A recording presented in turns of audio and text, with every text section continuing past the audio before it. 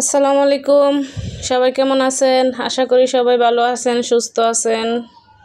তো আজকে চলে এলাম পাবলিকদেরকে নিয়ে নতুন একটা জায়গায়। এটা হচ্ছে ভিডিওটা করা ঈদের পরে আমার বাবার বাড়িতে গেছিলাম যখন তখন। মানে মূলত এটা 10 তলার উপরে বিল্ডিংয়ের উপরে করা এই রেস্টুরেন্টটা, ছাদের উপরে।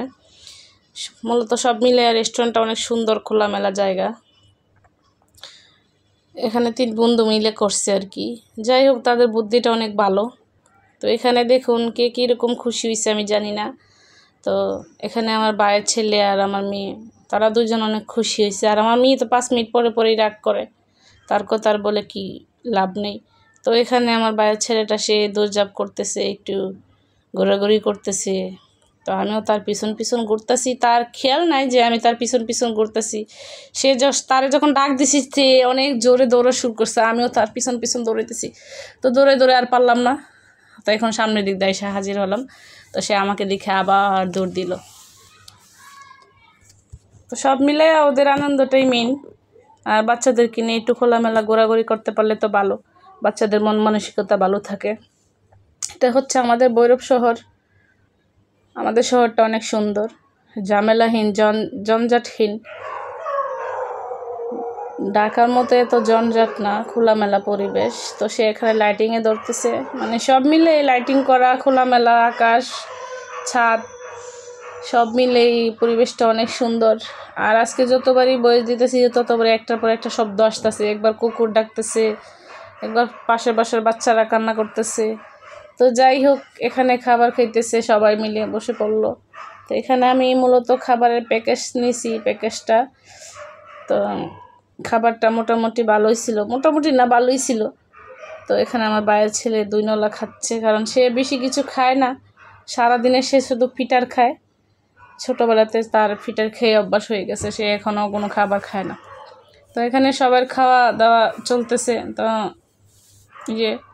আমার ছেলে, আমিও খাচ্ছি, বা আমার ভাইয়ের খাবার শেষ, আমার খাবারও শেষ। এই তো তার ছেলেকে নিয়ে সে দাঁড়ায় আছে। আর এখানে আমার ছোট মেয়ে, যারা যারা লুজ পার্টি আর কি, তারা একটু লেট করে ফেলছে। তাদের খাবার খেতে অনেক সময় লাগে, তারা চাবাইতে গিলতে অনেক সময় লাগে।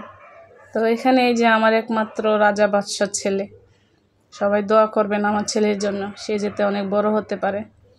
শিক্ষিত হতে না পারুক, এমনি অন্য দিক দিয়ে যাতে বড় হতে পারে, মোটা অঙ্কে টাকা ইনকাম করতে পারে।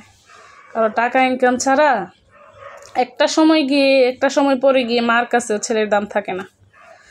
যে 3টা সন্তান আমার ঘরে হয়েছে, আমি 3টাকেই সমান আদর করি। হয়তো বা একটা সময় চলে আসবে এরকম যে মেয়ের জামাই বেশি ইনকাম করবে, মেয়েকে বেশি আদর করব। আবার যে ছেলে ইনকাম করবে, ছেলেকে আদর করব।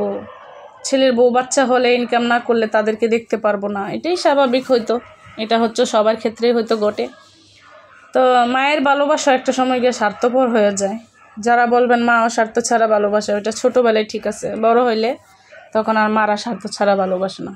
আর যারা বলবেন স্বার্থ ছাড়া ভালোবাসবে, আমি বলবো তাদের জীবনে এরকম কোনো পরিস্থিতি আসে নাই যে মারা স্বার্থ ছাড়া ভালোবাসে কিনা। তাদের সময় দুঃসময়টা আসলেই তারা বুঝবে।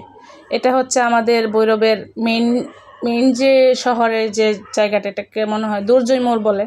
দুর্জয় মোড়ের যে টাওয়ারটা আছে, এটা অনেক সুন্দর জায়গাটা। এটাও আপনাদের সাথে শেয়ার করলাম। সবাই ভালো থাকবেন। আসসালামু আলাইকুম।